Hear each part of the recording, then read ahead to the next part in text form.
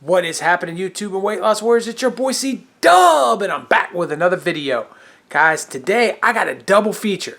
That's right, I'm going to show you what I ate tonight, but I'm also going to show you a video I lost somewhere in the shuffle, guys. That's right, I found a video that I never posted, and that video is an outstanding video about how much of a deficit you should have and what you should do if you're needing to count calories during your weight loss.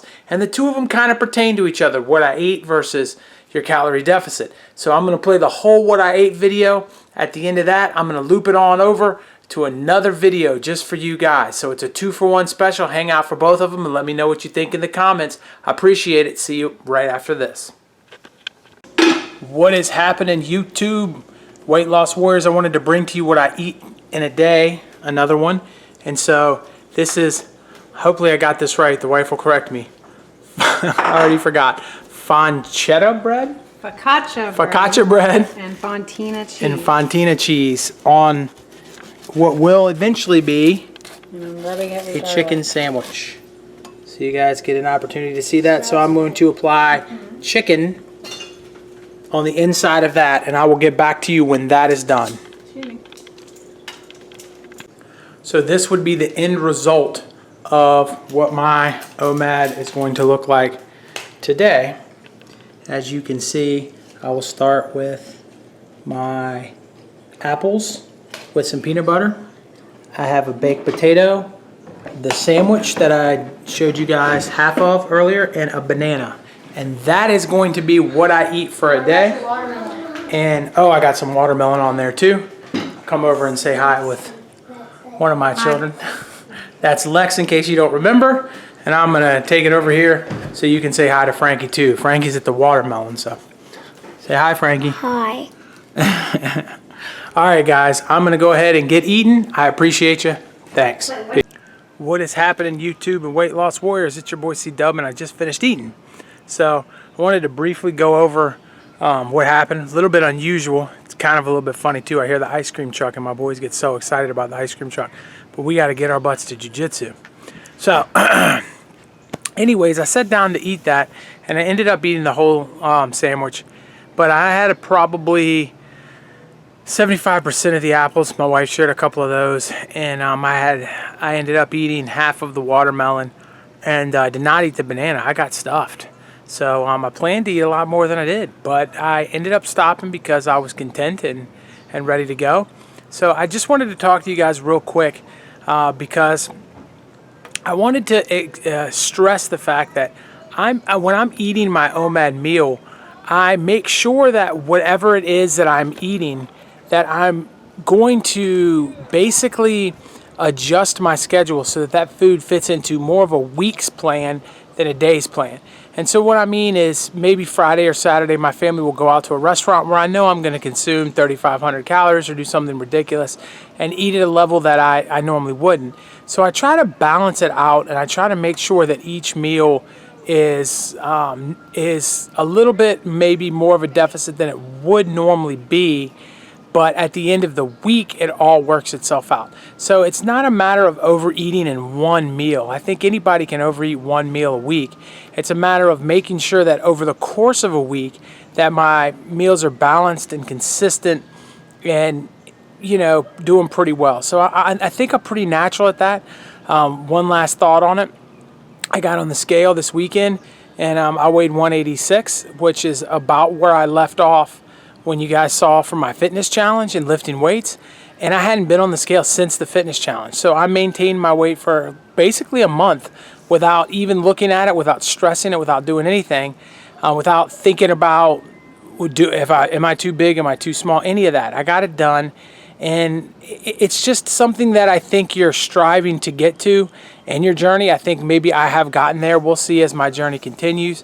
But I think you want to strive for a place in which balance is there, and that you kind of understand if you've overdone it, if you need to fast a day, or if you need to fast a little bit longer, or just sit back and cut back your meals. If you're eating 6 times a day in a deficit and you eat whatever you want on Sundays, you're not probably going to go over top of your calorie count. But if you're eating at maintenance all week and you eat over top, of your calorie count, then it's obviously over time going to create weight gain. So anyways, guys, I hope it was helpful to see what I ate again. I'm going to try to bring you guys this if you keep wanting it once a week, just so you get an idea of what I'm doing and the kind of things I'm preparing at home. That food was so good tonight, but I am stuffed all the way up to my ears. And so I will check you on the next one, guys. Peace. What is happening, YouTube and weight loss warriors? It's your boy C-Dub, and I want to talk to you today about how much of a deficit you should have when losing weight. I'll get at it right after this. Hey, what's going on? It's C-Dub, and I want to talk to you real quick about what is a good deficit to have when losing weight. And so to understand that, I think the first thing we need to talk about is the simple fact that 3,500 calories is a pound. And so when you think about that, it's weird because we're talking about energy versus actual fat. But in reality, 3,500 calories is 1 pound of energy. We'll just look at it that way. So in order to lose a pound of fat, you have to be in a 500 calorie deficit per week in order to get that done. So that's a weird way of thinking about it too, because ultimately, if you are in a 1,000 calorie deficit on Monday and an even deficit on Tuesday, you're still going to be on the track to lose that pound for the week. So it's a balance of averages. So you want to be able to average at least 500 calories at a time. And so in the medical industry, they often say 2 pounds a week is healthy. So 2 pounds a week would be 1,000 calories. So a 1,000 calorie deficit, it really is a lot. If you think about it, if your average female may burn 2,200 calories a day, so in order for her to lose 1 pound or 2 pounds in a week, she's going to have to be taking in less than 1,200 calories a day, which I personally think would hurt her metabolism in the long haul and slow her down and create a yo-yo dieting situation. So I think if you're trying to lose 2 pounds a week on the average person that may have like 10 or 15 pounds to lose, you really got to be careful and you got to add exercise in. I think without exercise, that puts you in a little bit of a problem. So I think if you're 500 calories burning through exercise and 500 calories burning through a deficit, then your metabolism won't slow down. Your body won't start to say, okay, he's not eating enough. And so that's where the balances all come into play. People that want to lose weight faster than that are really going to put themselves in a bad situation metabolism-wise. I also want to stress that the bigger you are, the easier that deficit is, or the greater that deficit could be. So if you're, morbidly obese, pushing 400 or 500 pounds, you're going to be able to lose weight much more rapidly and take huge deficits on. You could still eat 3,000 calories if you're that size and be burning tons of weight off and not slowing down your metabolism and doing the right thing. So the bigger you are, the higher that deficit can be, and the closer you are to your goal weight, the lower that deficit would be. So you've got to be able to balance that. I've said it before on another one, but learning your TDEE will allow you to put yourself in a situation where you can understand what you just burned naturally existing on the planet, and then you take 500 lower than that and exercise 500 off.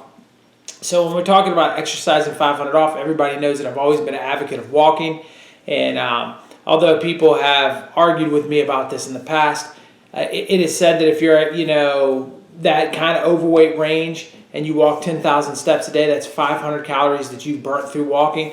Not sure if that's exactly true. It's not really the point, but if you're hitting over that 10,000 range, maybe even getting into the 15, you're guaranteed to be burning another 500 calories of exercised energy. But I also saw a calculation that I thought was neat, so I'm going to take a look at my notes real quick. But it's basically that if you're running and you're running at a slow pace, so 11-minute miles kind of pace, then you're going to burn 4 calories for every pound you are. So I'm 188 pounds. So if I was running at that pace, I'd be burning 752 calories in that amount of time. So I think that that's an interesting thing to learn. So if you're going to be jogging slowly, maybe even walking at a really high intense pace, for walking or slow jog for an hour would end up burning 752 calories at my size. Of course, you'd have to adjust yourself. So that's 4 calories per every pound you are.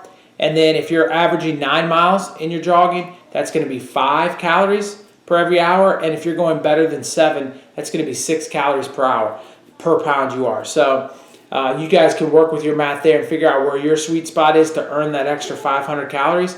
But anytime you're out there grinding and exercising, it's going to help. Strength training burns a lot of calories. I don't have that information sitting in front of me right now. But just remember to get that balance so that your deficit is somewhere near 1,000 calories in order for you to be burning 2 pounds a week. 500 for 1 pound. Obviously 1,500 would be 3. 1,500 I would only recommend if you are on that morbid obesity side. So make sure you guys get that done, and I will catch you on the next video. I hope the information was helpful. Peace.